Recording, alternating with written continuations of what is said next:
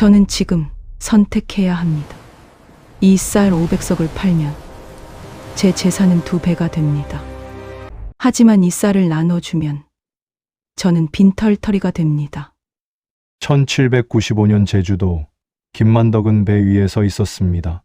거친 파도가 배를 흔들었고 뱃사람들은 불안한 눈빛으로 그녀를 바라봤습니다. 배 안에는 육지에서 사온 쌀 500석이 실려 있었습니다. 그녀가 평생 모은 전 재산 1천금을 털어 산 것이었죠. 제주도에는 지금 굶주린 사람들이 즐비했습니다. 3년째 흉년이 계속되면서 사람들이 길거리에서 죽어가고 있었습니다.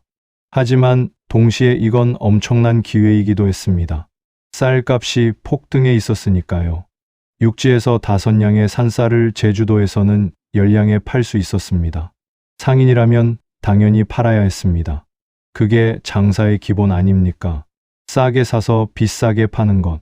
게다가 그녀는 혼자였습니다. 의지할 남편도 없고 자식도 없었습니다. 이 돈을 다 써버리면 노후는 어떻게 될까요? 아무도 책임져 주지 않았습니다. 뱃사람 중 하나가 조심스럽게 물었습니다. 나으리, 항구에 쌀 사려는 사람들이 벌써 모여 있습니다. 가격을 어찌 부르시겠습니까? 김만덕은 대답하지 않았습니다. 그녀의 머릿속에는 어제 봄 광경이 떠올랐습니다. 길거리에 쓰러진 아이, 나무 껍질을 씹고 있던 노인, 이미 숨이 끊어진 채 버려진 시신들. 나으리, 결정하셔야 합니다. 뱃사람이 다시 재촉했습니다. 항구가 가까워지고 있었습니다. 김만덕은 천천히 입을 열었습니다. 이 쌀은, 뱃사람들이 숨을 죽이고 그녀의 말을 기다렸습니다. 이 쌀은 팔지 않는다. 나눠줄 것이다. 뱃사람들이 경악했습니다. 나으리, 정신이 온전하십니까? 500석을 그냥 나눠준다고요? 김만덕은 고개를 끄덕였습니다. 그렇다. 굶어 죽어가는 사람들을 보고도 돈을 벌 수는 없다. 한 뱃사람이 다급하게 말했습니다. 하지만 나으리의 전 재산이 아닙니까? 이걸 다 쓰시면 나으리는 어찌하시려고요? 김만덕은 잠시 침묵했습니다. 그 질문에 대한 답은 그녀도 몰랐습니다. 56세의 나이에 다시 처음부터 시작해야 할지도 몰랐습니다. 혹시 굶어 죽는 사람이 자신이 될지도 몰랐습니다. 하지만 그녀는 결심했습니다. 내가 굶더라도 지금 죽어가는 사람들을 모른 척할 수는 없다. 배가 항구에 도착했습니다. 소문을 듣고 몰려온 사람들이 배를 둘러쌌습니다. 모두 앙상하게 마른 얼굴에 절망적인 눈빛을 하고 있었습니다. 김만덕은 큰 소리로 외쳤습니다. 이 쌀은 팔지 않는다. 굶주린 이들에게 무료로 나눠줄 것이다. 순간 정적이 흘렀습니다. 사람들은 자신의 귀를 의심했습니다. 500석을 공짜로 나눠준다고? 그런 바보가 어디 있단 말인가? 하지만 김만덕은 진심이었습니다. 그녀는 직접 쌀과 마니를 들어 사람들에게 나눠주기 시작했습니다. 한 노인이 울먹이며 물었습니다. 나으리, 정말 돈을 받지 않으신다는 말씀이십니까? 김만덕이 대답했습니다. 그렇다. 목숨보다 중요한 돈은 없다. 가져가서 식구들을 먹여라. 노인은 그 자리에 무릎을 꿇고 절을 올렸습니다. 곧이어 수백 명의 사람들이 그녀에게 절을 했습니다. 항구 한쪽에서 이 광경을 지켜보던 한 남자가 있었습니다. 제주 목사의 부하였죠. 그는 급히 관하로 달려가 보고했습니다. 목사님, 기생 출신 김만덕이라는 여인이 쌀 500석을 백성들에게 무료로 나눠주고 있습니다. 목사는 믿을 수 없다는 표정을 지었습니다. 500석을? 그게 사실인가? 예, 제 눈으로 직접 봤습니다. 평생 모은 재산을 모두 털었다고 합니다. 목사는 즉시 붓을 들었습니다. 이 일은 반드시 조정에 보고해야 했습니다. 신분도 낮고 여자의 몸으로 이런 의로운 일을 한 사람이 있다는 것을 그의 보고서는 한양으로 전해졌고 마침내 정조의 눈에 띄었습니다. 그런데 이것이 끝이 아니었습니다. 같은 시기 한양에서는 또 다른 상인이 있었습니다. 임상옥이었죠. 그는 청나라와의 인삼무역으로 100만 냥을 벌어들인 조선 최고의 거상이었습니다. 김만덕의 재산이 1천금일 때 임상옥은 그 100배의 돈을 가지고 있었습니다. 어느 날 임상옥의 집에 한 선비가 찾아왔습니다. 임 선생, 경기도에 흉년이 들어 백성들이 굶주리고 있습니다. 도와주실 수 있겠습니까? 임상옥은 잠시 생각하더니 대답했습니다. 창고를 열어라. 쌀 1천석을 내어 경기도로 보내라. 1천석, 김만덕이 나눠준 것의 2배였습니다.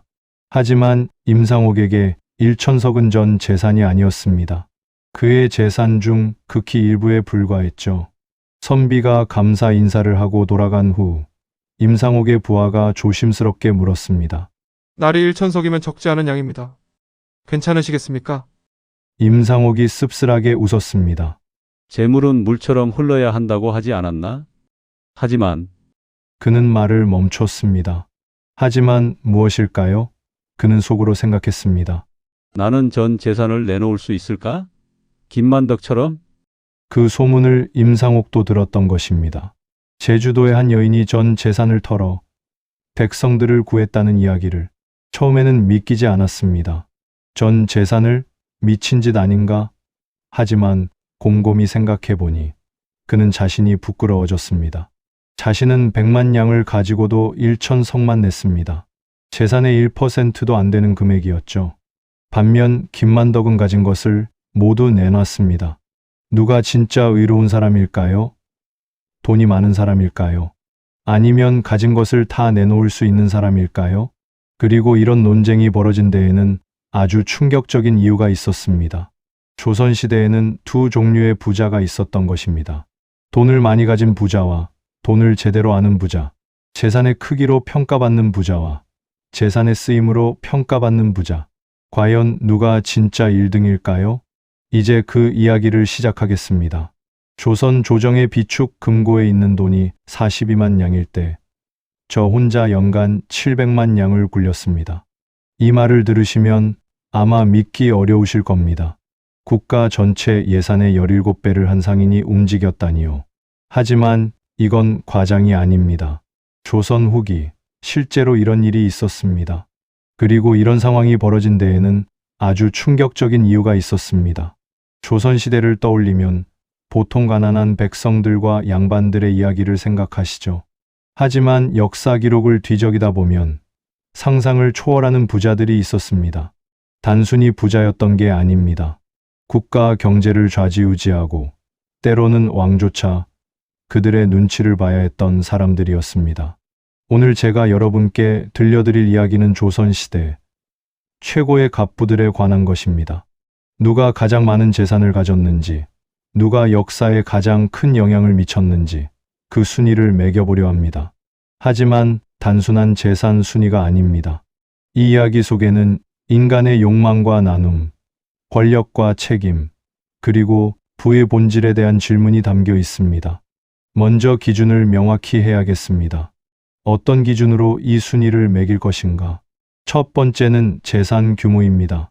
당시 화폐 가치를 현재로 환산했을 때 얼마나 되는지 따져봤습니다. 두 번째는 경제적 영향력입니다. 단순히 돈이 많은 게 아니라 그 돈이 국가 경제에 어떤 영향을 미쳤는지가 중요합니다. 세 번째는 역사적 기록입니다. 조선왕조실록, 승정원일기, 개인 문집 등에 얼마나 명확하게 기록되어 있는지 확인했습니다. 마지막으로 부의 지속성입니다. 1대에 끝났는지 아니면 대를 이어 유지했는지도 중요한 기준이 됩니다. 이 4가지 기준을 종합해서 S급부터 F급까지 나눠봤습니다. S급은 모든 면에서 압도적인 인물들입니다. A급은 한두 가지 면에서 아쉬운 점이 있지만 충분히 대단한 사람들이고, B급은 특정 분야에서 두각을 나타낸 부자들입니다. 그런데 이 순위를 정하는 과정에서 흥미로운 사실을 발견했습니다. 가장 많은 돈을 가진 사람이 반드시 1등은 아니라는 점입니다. 어떤 이는 전 재산을 털어 굶주린 백성들을 구했고, 어떤 이는 12대에 걸쳐 부를 유지하며 지역사회에 기여했습니다. 반면 어떤 이는 엄청난 재산을 모았지만 그 과정이 떳떳하지 못했습니다. 조선시대 상업의 중심에는 사상스상이라 불리는 민간 상인 집단이 있었습니다. 조선 초기만 해도 국가가 상업을 엄격히 통제했습니다. 시전 상인들에게만 특정 품목의 판매권을 주고 일반 백성들이 마음대로 장사하는 것을 금지했죠. 하지만 임진왜란과 병자호란을 겪으면서 이 시스템이 무너졌습니다. 전쟁으로 나라 경제가 파탄났고 국가가 더 이상 상업을 통제할 힘이 없었던 겁니다. 이때 등장한 게 지역별 사상들입니다. 개성의 송상송상, 의주의 만상완상, 평양의 유상내우상, 동래의 내상라이상, 그리고 한양의 경강상인 징장상련이 대표적이었습니다. 이들은 각자의 지역을 기반으로 전국적인, 때로는 국제적인 무역망을 구축했습니다. 송상은 개성을 중심으로 중국과 일본을 연결하는 중개무역으로 돈을 벌었습니다. 개성은 고려시대 수도였던 곳이라 상업 전통이 깊었고 지리적으로도 한양과 가까워 정보를 빠르게 얻을 수 있었습니다. 만상은 의주에서 청나라와 직접 교역했습니다. 의주는 압록강 건너 청나라와 맞닿아 있어서 사신이 오갈 때마다 무역이 이루어졌죠. 경강상인은 한강을 중심으로 좋은 사위인, 즉 세고 운송업을 독점하면서 부를 축적했습니다. 이들 중에서 누가 가장 성공했을까요? 단순히 돈만 많이 번 게 아니라 어떤 방식으로 돈을 벌었고 그 돈을 어떻게 사용했는지까지 살펴봐야 합니다. 어떤 상인은 독점권을 얻기 위해 권력자에게 뇌물을 바쳤고 어떤 상인은 정당한 거래로 신뢰를 쌓았습니다. 어떤 부자는 재산을 자손에게만 물려줬고 어떤 부자는 지역사회와 함께 나눴습니다. 오늘 소개할 5명의 부자는 모두 다른 방식으로 성공했습니다. 한 사람은 인삼무역 독점으로 조선 최고의 거상이 됐고 한 사람은 기생 출신에서 제주도 최고의 여성 사업가가 됐습니다. 한 사람은 역관이라는 신분을 이용해 국제 중개무역으로 떼돈을 벌었고 한 집안은 12대 300년 동안 만석군 지위를 유지했습니다. 그리고 마지막 한 사람은 조선 말기 최대 지주가 됐지만 그 재산의 출처가 깨끗하지 못했습니다.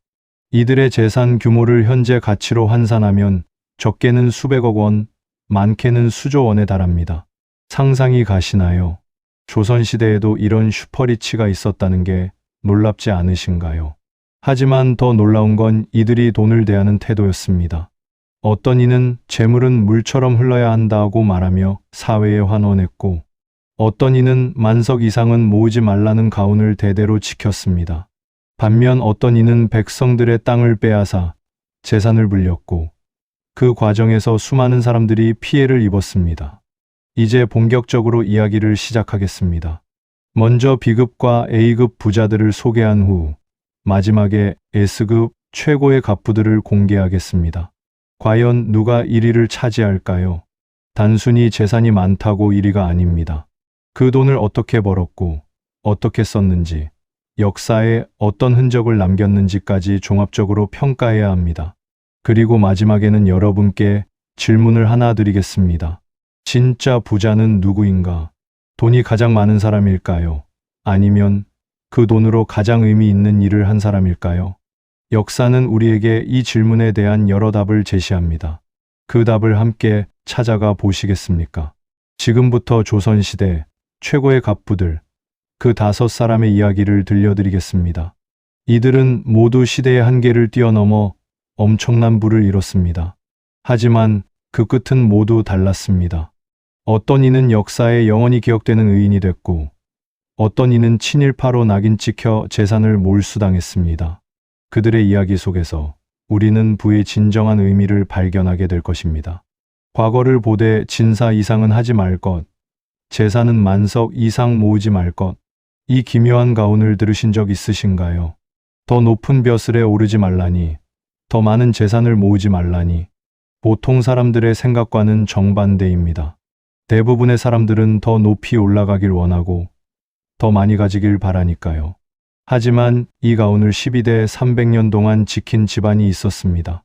그리고 이런 역설적인 원칙이 지켜진 데에는 아주 충격적인 이유가 있었습니다. 먼저 B급 부자들부터 소개하겠습니다.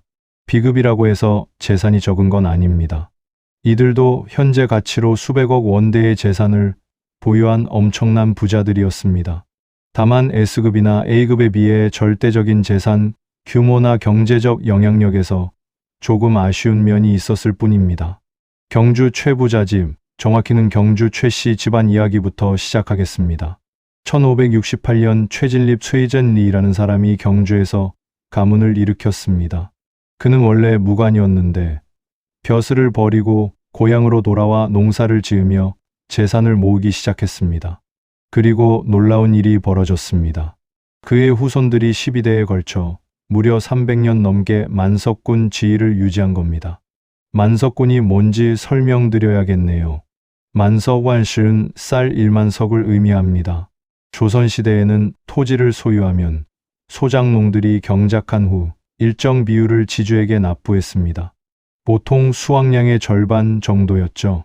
만석군이라는 건 매년 쌀 1만석을 받아들일 수 있는 땅을 가졌다는 뜻입니다. 경주 최부자집의 경우 실제로는 연간 8만석에서 10만석 정도를 수확했다고 기록되어 있습니다. 이걸 돈으로 환산하면 어느 정도일까요?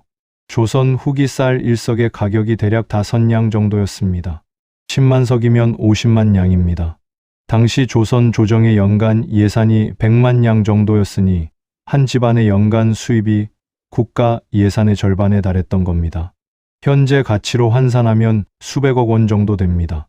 그런데 더 놀라운 건 그들이 이 부를 어떻게 유지했느냐입니다. 앞서 말씀드린 6가지 가훈이 있었습니다. 첫째, 과거를 보되 진사 이상은 하지 말 것. 진사까지만 합격하고 그 이상 벼슬에는 나아가지 말라는 뜻입니다. 왜 그랬을까요? 높은 벼슬에 오르면 당쟁에 휘말리기 쉽고 한번 잘못 걸리면 집안이 몰락하기 때문이었습니다. 실제로 조선시대 많은 양반 가문들이 당쟁으로 풍비박산 났죠. 둘째, 재산은 만석 이상 모으지 말 것. 만석 이상 재산이 생기면 사회에 환원하라는 의미였습니다. 셋째, 흉년에는 재산을 늘리지 말 것. 흉년이 들면 농민들이 땅을 헐값에 팔려고 합니다. 그때 땅을 사들이면 쉽게 재산을 불릴 수 있지만 그러지 말라는 겁니다. 넷째, 과객을 후하게 대접할 것. 다섯째, 사방백리 안에 굶어 죽는 사람이 없게 할 것. 여섯째, 며느리들은 시집 올 때 폐물을 가져오지 말 것. 이 가운들을 보면 공통점이 있습니다. 욕심을 절제하고 이웃과 나누라는 것입니다. 재산이 많다고 무조건 좋은 게 아니라 그 재산을 어떻게 사용하느냐가 중요하다는 철학이었습니다. 실제로 이 집안은 매년 흉년이 들 때마다 곡식을 풀어 백성들을 구제했습니다. 기록에 따르면 한 해에 곡식을 빌려간 사람이 1만 호가 넘었다고 합니다. 경주 지역 전체 인구의 상당수였죠. 그리고 빌려줄 때 이자를 받지 않았습니다. 심지어 갚지 못하는 사람들의 빚을 탕감해 주기도 했습니다. 12대 최준수이준에 이르러 이 집안은 중요한 결정을 내립니다. 1950년대 후반, 최준은 남은 전 재산을 영남대학교 설립에 기부합니다. 토지 2만 5천 평과 건물, 그리고 현금까지 모두 내놓았죠.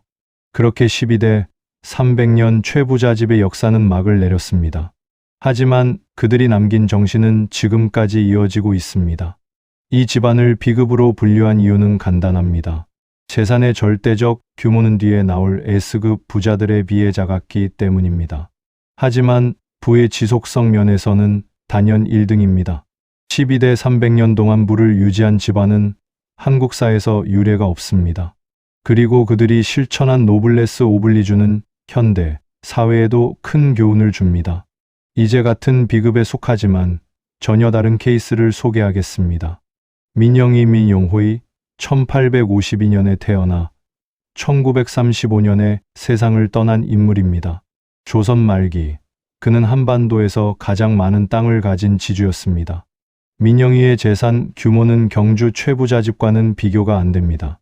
최대 전성기에 그가 보유한 재산이 4천만 원이었다고 기록되어 있습니다.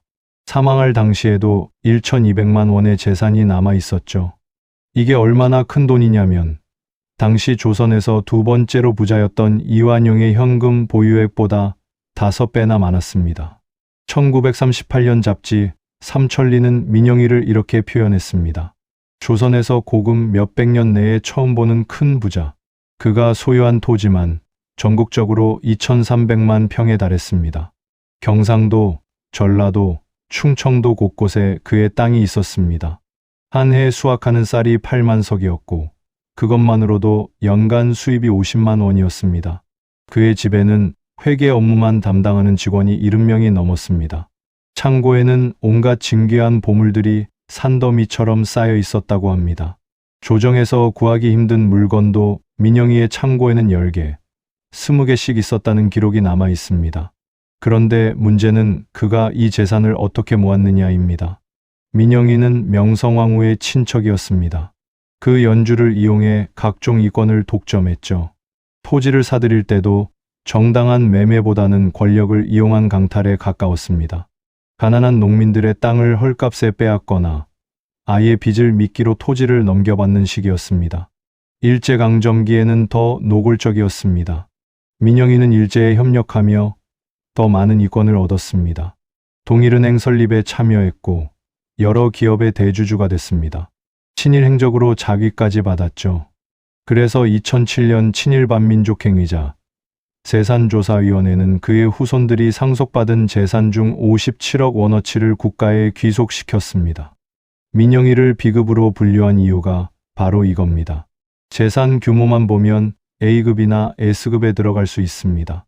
하지만 그 재산을 모은 과정이 떳떳하지 못했고 친일 행적까지 있어서 역사적 평가가 좋지 않습니다. 돈이 많다고 무조건 높은 등급을 받는 게 아니라는 걸 보여주는 사례입니다. 이제 A급 부자를 소개하겠습니다. 변승업ien 정의에 1623년에 태어나 1709년에 세상을 떠난 인물입니다. 그는 역관 출신이었습니다. 역관이라는 직업을 아시나요? 외국어를 통역하고 번역하는 사람들입니다. 조선시대에는 중인 계급에 속했죠. 양반보다는 낮고 평민보다는 높은 신분이었습니다. 변승업은 일본어 역관이었습니다. 그런데 그가 돈을 번 방법은 단순히 통역료를 받은 게 아니었습니다. 그는 청나라와 일본 사이의 중개무역으로 엄청난 부를 축적했습니다. 어떻게 그게 가능했을까요? 당시 청나라는 해금하이진 정책을 펼치고 있었습니다. 바다를 통한 무역을 금지한 겁니다. 그래서 청나라 상인들은 일본과 직접 거래할 수 없었습니다. 반대로 일본도 청나라와 직접 교역하기 어려웠죠. 이때 중간에서 조선 역관들이 끼어든 겁니다. 변승업은 청나라에서 비단, 약재, 서적 같은 물품을 사왔습니다. 그리고 그걸 일본에 팔았죠. 일본에서는 은과 구리를 가져왔습니다. 그 은으로 다시 청나라에서 물건을 사는 시기였습니다. 중개무역의 마진이 어마어마했습니다. 청나라에서 100냥에 산 물건을 일본에 500냥에 팔 수도 있었으니까요. 박지원의 소설 허생전에 나오는 변부자가 바로 이 변승업을 모델로 한 인물입니다. 소설에서 허생이 변부자를 찾아가 돈 1만 냥을 빌리는 장면이 나옵니다. 변부자는 흔쾌히 돈을 빌려주죠. 그만큼 그의 재력이 대단했다는 겁니다. 당시 사람들은 그를 장안 제1의 갑부라고 불렀습니다.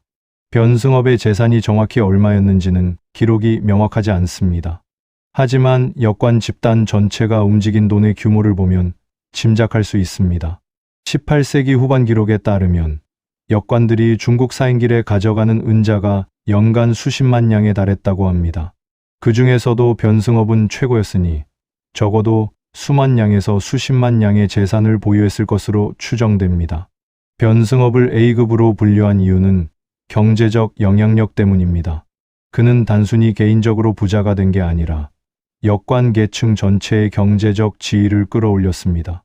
역관들이 중인 신분임에도 양반들과 어깨를 나란히 할 수 있었던 건 그들의 경제력 덕분이었습니다. 그리고 그 선두에 변승업이 있었습니다. 지금까지 B급과 A급 부자들을 살펴봤습니다. 경주 최부자 집은 300년 지속성으로, 민영이는 절대적 재산 규모로, 변승업은 중개무역의 혁신으로 각각 역사의 이름을 남겼습니다.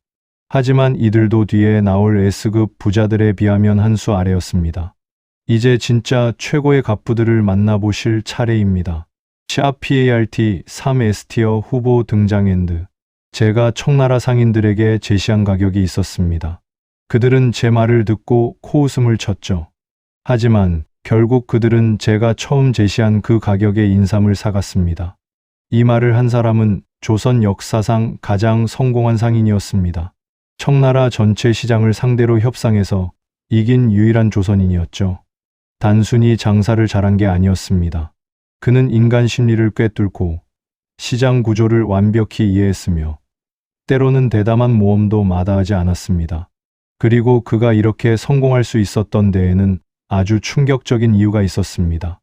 임상옥 렌샹우어 1779년에 태어나 1855년에 세상을 떠난 인물입니다. 개성 출신의 송상이었죠. 그의 이야기는 최인호 작가의 소설 상도로 유명해졌지만 실제 역사 기록도 소설 못지않게 극적입니다. 임상옥이 처음 상단에 들어간 건 1796년, 그의 나이 17세 때였습니다. 당시 개성 상인들은 인삼 무역으로 큰 돈을 벌고 있었습니다. 조선 인삼은 중국에서 최고급 약재로 취급받았거든요. 특히 홍삼은 백삼보다 약효가 뛰어나다고 알려져 엄청난 가격에 팔렸습니다. 하지만 문제가 있었습니다. 인삼 무역은 정부가 통제하는 사업이었고 특정 상인들에게만 독점권이 주어졌습니다. 젊은 임상옥이 끼어들 틈이 없었죠. 그런데 기회가 왔습니다. 순조의 외삼촌이었던 박종경이라는 권력자가 있었습니다. 임상옥은 그에게 접근했고 거액의 뇌물을 바쳤습니다. 그리고 마침내 10년간 인삼 무역 독점권을 따냈습니다. 이 대목에서 논란이 있습니다. 뇌물로 독점권을 얻었다는 게 떳떳한 방법은 아니니까요. 하지만 당시 조선의 현실을 봐야 합니다. 권력과 연결되지 않고서는 큰 사업을 할 수 없는 구조였습니다. 오히려 중요한 건 그 다음입니다. 독점권을 얻은 후 임상옥이 무엇을 했는가? 그는 청나라로 건너갔습니다. 그리고 현지 시장을 직접 조사했습니다. 청나라 상인들이 어떤 방식으로 장사하는지, 어떤 물품이 잘 팔리는지, 가격 흐름은 어떤지 꼼꼼히 살폈습니다. 그러던 중 중요한 사실을 발견했습니다. 청나라 인삼 중개상들이 담합을 하고 있었던 겁니다. 조선 상인들이 인삼을 가져오면 청나라 중개상들은 서로 짜고 가격을 후려쳤습니다.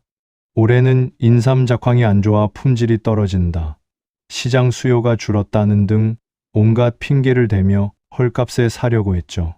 조선 상인들은 먼 길을 와서 팔지 못하고 돌아갈 수도 없으니 결국 그들이 제시하는 가격에 팔 수밖에 없었습니다.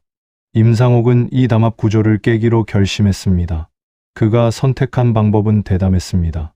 청나라 상인들이 헐값을 제시하자 그는 단호하게 거절했습니다. 이 가격으로는 못 팔겠소. 나는 돌아가겠소. 그리고 정말로 짐을 싸기 시작했습니다. 청나라 상인들은 당황했습니다. 조선 상인들은 항상 그들이 제시하는 가격에 팔았는데 이번에는 달랐습니다. 그들은 생각했습니다. 저 조선 상인이 돌아가면 우리는 인삼을 구할 수 없다. 그러면 우리도 손해다. 시장에는 이미 인삼을 기다리는 수요자들이 있었으니까요. 결국 청나라 상인들이 먼저 굴복했습니다. 그들은 임상옥이 처음 제시한 가격에 인삼을 사갔습니다. 이 한 번의 거래로 임상옥은 엄청난 이익을 남겼습니다. 그리고 이후 10년 동안 그는 청나라 시장을 완전히 장악했습니다. 기록에 따르면 임상옥이 인삼 무역으로 번 돈이 100만 냥에 달했다고 합니다. 당시 조선 조정의 비축 금고에 있던 돈이 42만 냥이었으니 그는 국가 예산의 2배가 넘는 현금을 보유한 셈이었습니다. 여기에 토지와 건물, 각종 재산을 합치면 더 많았겠죠. 그의 집에는 회계 업무를 보는 사람만 70명이 넘었다고 합니다. 창고에는 온 세상의 진귀한 보물이 산더미처럼 쌓여 있었습니다. 당시 사람들은 이렇게 말했습니다. 임상옥이 인삼을 팔고 와서 은괴를 쌓으면 점화이삼만 하고 비단을 쌓으면 납물로만 할 것이다. 하지만 임상옥의 진짜 위대함은 돈을 많이 번 것만이 아니었습니다. 그는 재물은 물처럼 흘러야 한다는 철학을 가지고 있었습니다. 돈은 한 곳에 고여 있으면 썩는다, 흘러야 생명력을 가진다는 뜻이었죠. 그래서 그는 끊임없이 재산을 사회에 환원했습니다. 흉년이 들면 곡식을 풀어 백성들을 구제했고 다리와 도로를 건설하는 데 거액을 기부했습니다. 가난한 선비들에게 학비를 대주기도 했죠. 그가 죽을 때 남긴 재산은 처음 모은 것보다 훨씬 적었습니다. 대부분을 이미 사회에 환원했기 때문입니다. 임상옥은 절대적인 재산 규모, 경제적 영향력, 역사적 기록 모든 면에서 S급에 해당합니다. 그래서 많은 사람들이 그를 조선시대 최고의 부자로 꼽습니다. 하지만 여기서 끝이 아닙니다. 또 다른 S급 후보가 있습니다. 그리고 이 사람의 이야기는 더욱 극적입니다. 김만덕 진완드 1739년에 태어나 1812년에 세상을 떠난 인물입니다. 여성입니다. 조선시대의 여성이 거상이 됐다는 것만으로도 놀라운 일인데 그녀의 인생 역정은 그 이상으로 파란만장합니다. 김만덕은 제주도에서 태어났습니다. 어린 시절 부모를 잃고 기생이 됐습니다. 당시 제주도에서 고아가 살아남을 방법이 많지 않았거든요. 하지만 그녀는 기생 생활을 오래 하지 않았습니다. 20살이 되기 전에 양인 신분을 회복했습니다. 어떻게 그게 가능했는지는 기록에 명확히 나와 있지 않습니다. 아마도 돈을 모아 속신술선했을 것으로 추정됩니다. 신분을 회복한 후 김만덕은 장사를 시작했습니다. 제주도와 육지를 연결하는 유통업이었습니다. 제주도는 섬이라 육지와 교역이 쉽지 않았습니다. 하지만 제주도에는 귤, 전복, 말총 같은 특산물이 있었고 육지에는 제주도에 필요한 쌀과 옷감이 있었습니다. 김만덕은 이 틈새를 파고들었습니다. 제주 특산물을 육지에 팔고 육지 물품을 제주도에 가져왔습니다. 그녀는 박리담에 전략을 썼습니다. 이익을 적게 보더라도 많이 파는 방식이었죠. 그리고 주문 생산 시스템을 도입했습니다. 육지 상인들이 원하는 물품을 미리 주문받아 제주 생산자들에게 만들게 한 겁니다. 이런 방식으로 김만덕은 제주도 최고의 여성 사업가가 됐습니다.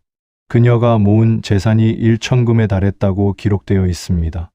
1천금이 정확히 얼마인지는 논란이 있지만 대략 수십억 원 정도로 추정됩니다.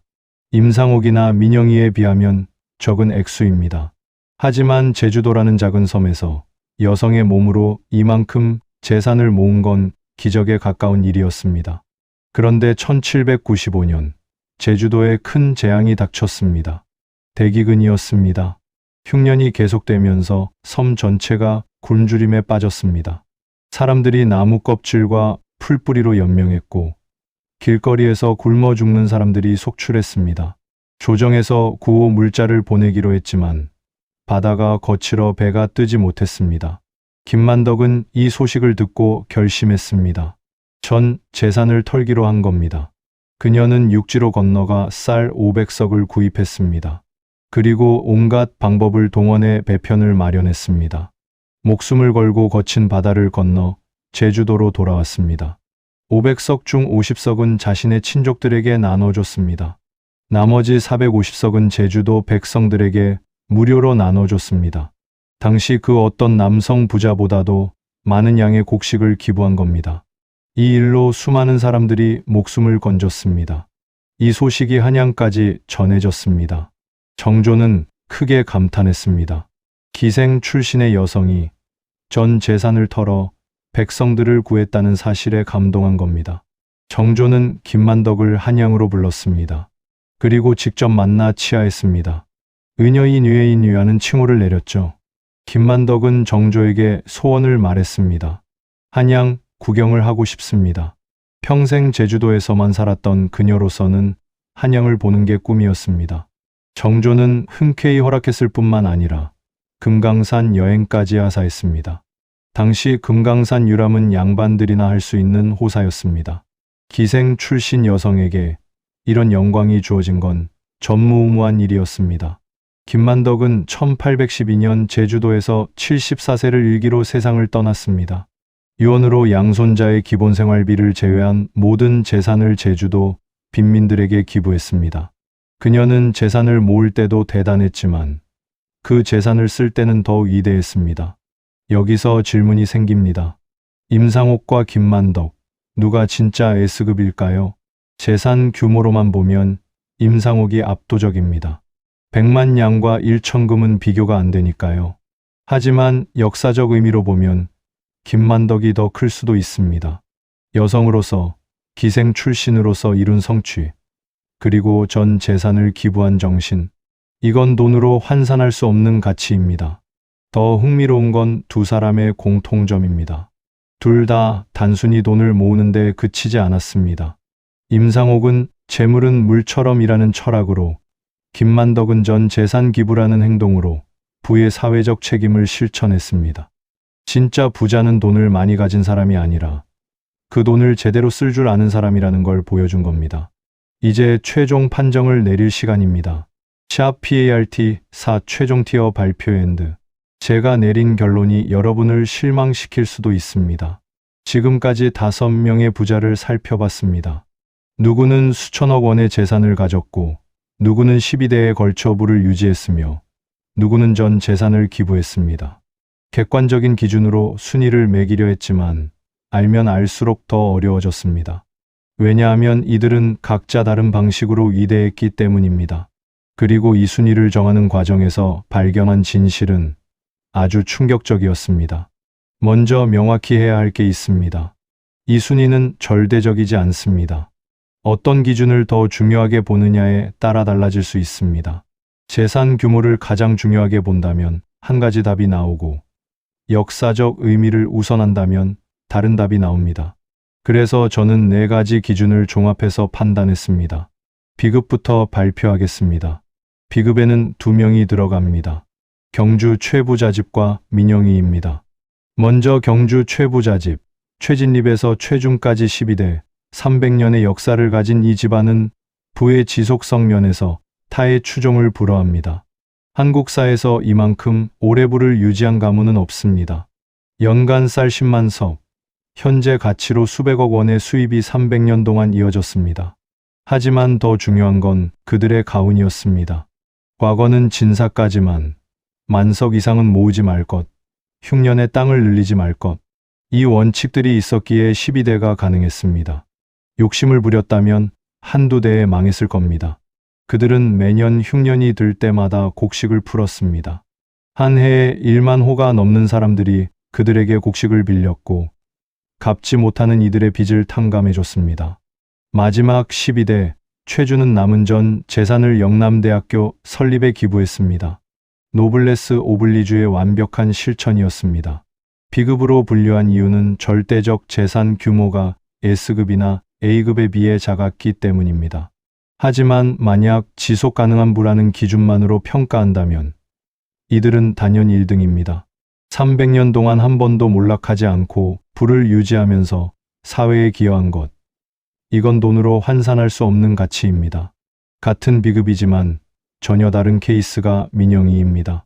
재산 규모만 보면 그는 A급이나 S급에 들어가야 합니다. 최대 4천만 원, 사망 시에도 1,200만 원, 토지 2,300만 평, 조선 역사상 가장 많은 땅을 소유한 지주였습니다. 현재 가치로 환산하면 8천억 원이 넘습니다. 하지만 문제는 그 재산을 모은 방법이었습니다. 명성황후의 친척이라는 연줄로 각종 이권을 독점했고, 가난한 농민들의 땅을 강탈하다시피 빼앗았습니다. 일제강점기에는 친일 행적으로 더 많은 재산을 불렸죠. 2007년 그의 후손들이 상속받은 재산 중 57억 원이 국가에 귀속됐습니다. 돈이 아무리 많아도 그 돈을 어떻게 벌었느냐가 중요합니다. 민영희는 재산은 많았지만 역사적 평가가 좋지 않습니다. 그래서 B급입니다. 만약 친일 행적이 없었다면, 그리고 재산을 정당하게 모았다면 더 높은 등급을 받았을 겁니다. 이제 A급입니다. A급에는 변승업이 들어갑니다. 1623년에 태어나 1709년에 세상을 떠난 역관 출신 거상입니다. 그는 일본어 역관이었지만 청나라와 일본 사이의 중개무역으로 엄청난 부를 축적했습니다. 당시 청나라는 해금 정책으로 일본과 직접 교역할 수 없었고, 일본도 청나라와 직접 거래하기 어려웠습니다. 변승업은 이 틈새를 파고들어 중개상 역할을 했습니다. 청나라에서 비단과 약재를 사다가 일본에 팔고, 일본에서 은과 구리를 가져와 청나라에 팔았습니다. 마진이 어마어마했습니다. 박지원의 소설 허생전에 나오는 변부자가 바로 그를 모델로 한 인물입니다. 장안 제1의 갑부로 불렸고 그의 재산은 수십만 냥에 달했을 것으로 추정됩니다. 정확한 기록이 없어 S급으로 올리기는 어렵지만 그의 경제적 영향력은 분명했습니다. 변승업의 진짜 의미는 신분제 사회에서 경제력으로 지위를 얻었다는 점입니다. 중인 계급이었지만 그의 재력은 양반들도 무시할 수 없었습니다. 역관 집단 전체의 경제적 지위를 끌어올린 선구자였습니다. 그래서 A급입니다. 이제 가장 중요한 S급 발표입니다. S급에는 2명이 들어갑니다. 임상옥과 김만덕입니다. 하지만 같은 S급이라도 의미가 다릅니다. 먼저 임상옥입니다. 절대적 재산 규모로 보면 그가 1등입니다. 인삼무역으로 번 돈만 100만 냥, 조선 조정 비축 금고의 2배가 넘는 현금을 보유했습니다. 여기에 토지와 건물, 각종 재산을 합치면 현재 가치로 수천억 원에 달합니다. 경제적 영향력도 압도적이었습니다. 그가 움직인 연간 거래액이 700만 냥, 국가 예산의 17배였습니다. 의주 상인들 전체가 거래한 금액이 이 정도였으니 조선 경제에서 민간 상인의 영향력이 얼마나 컸는지 알 수 있습니다. 그리고 그 중심에 임상옥이 있었습니다. 역사적 기록도 명확합니다. 순조실록을 비롯한 여러 문헌에 그의 이름이 등장하고 당대 지식인들이 그를 언급한 기록이 남아 있습니다. 최인호의 소설 상도가 허구가 아니라 실제 역사를 바탕으로 했다는 증거입니다. 하지만 임상옥의 진짜 위대함은 돈을 쓰는 방식이었습니다. 재물은 물처럼 흘러야 한다는 철학으로 끊임없이 재산을 사회에 환원했습니다. 흉년의 곡식을 풀고 다리를 놓고 가난한 선비들을 도왔습니다. 죽을 때 남긴 재산이 처음보다 훨씬 적었던 이유입니다. 그래서 임상옥은 S급입니다. 재산 규모, 경제적 영향력, 역사적 기록, 그리고 부에 대한 철학까지 모든 면에서 최고였습니다. 많은 사람들이 그를 조선시대 최고의 부자로 꼽는데 이견이 없습니다. 하지만 또 다른 S급이 있습니다. 김만덕입니다. 그녀를 임상옥과 같은 등급에 놓는 게 맞느냐는 의견이 있을 수 있습니다. 재산 규모로만 보면 1천금, 임상옥의 10분의 1도 안 됩니다.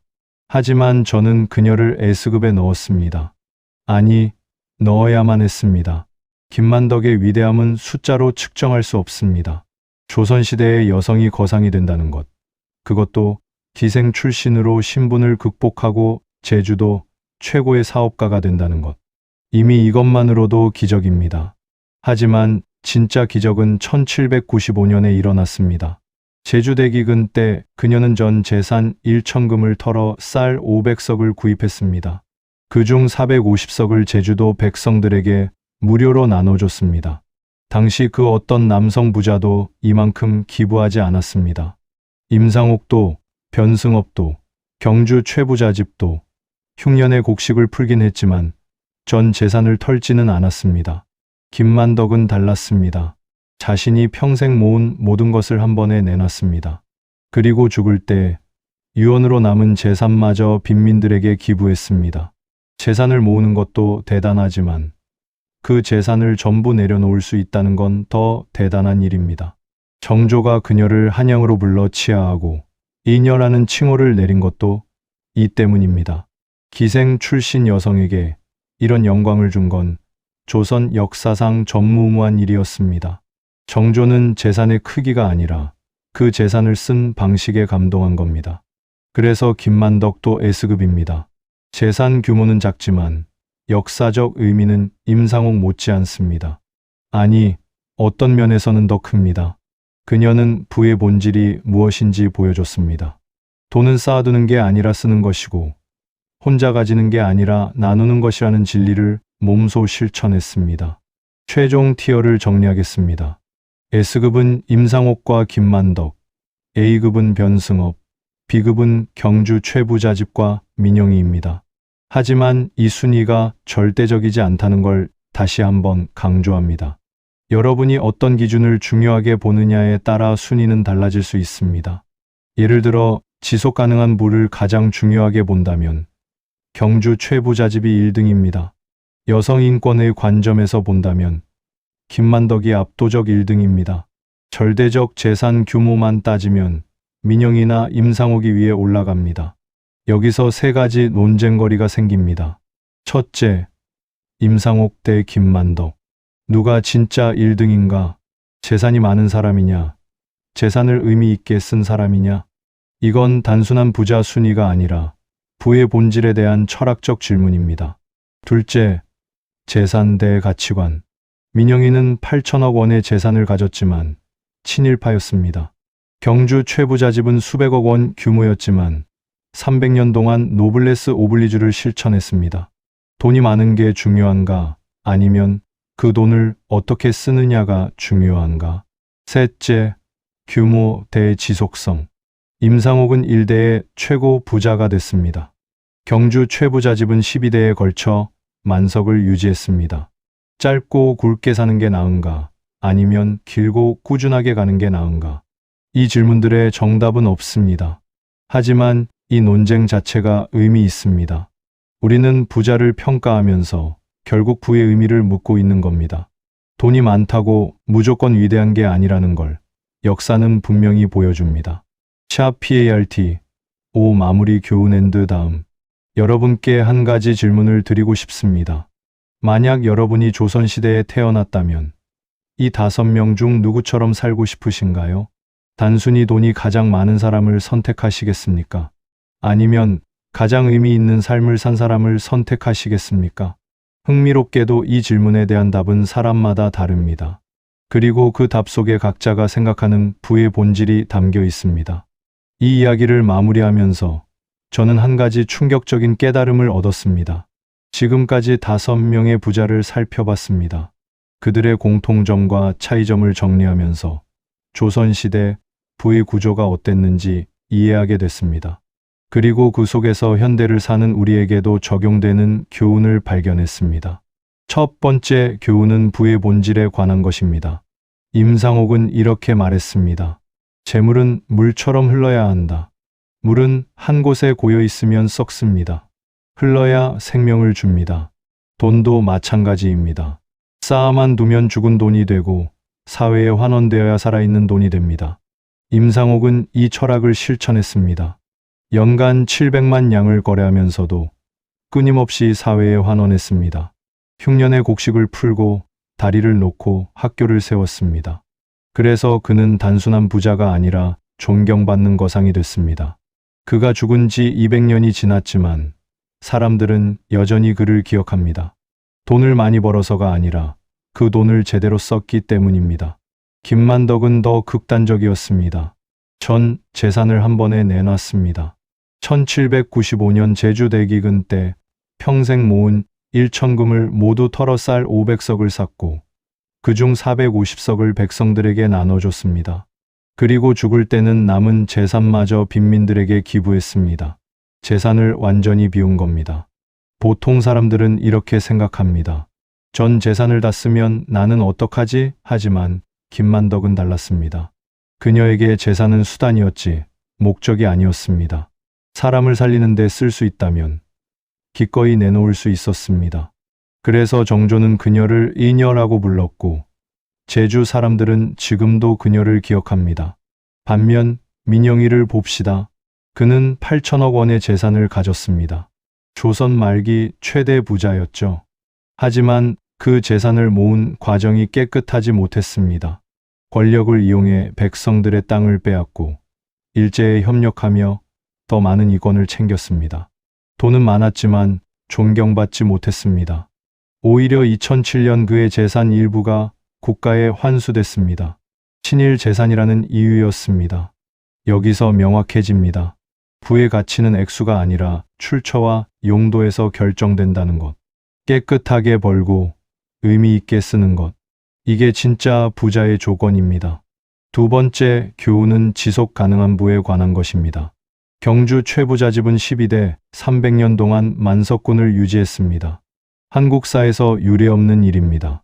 어떻게 그게 가능했을까요? 비밀은 가운에 있었습니다.